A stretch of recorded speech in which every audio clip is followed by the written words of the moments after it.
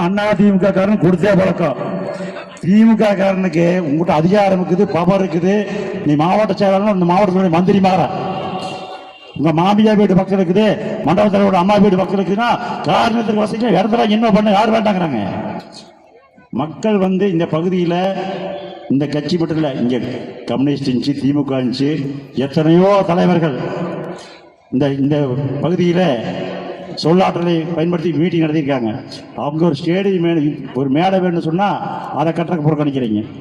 கூடைப்பந்து மைதானத்துக்கு என்னப்பா வருது? கூடைப்பந்து மைதானம் போடும்போது சுற்றுச்சுவரில் எதுவுமே வராது. அந்த லாஸ்ட்ல ஒரு போல் இருக்கு, இந்த லாஸ்ட்ல ஒரு போல் இருக்கு, இடையில ஃபுல்லாக ஃபேவர் பிளாக் தான் இருக்கு.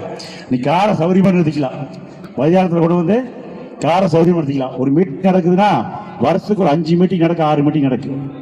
அதுக்கு முன்னாடி நடக்க போகுது.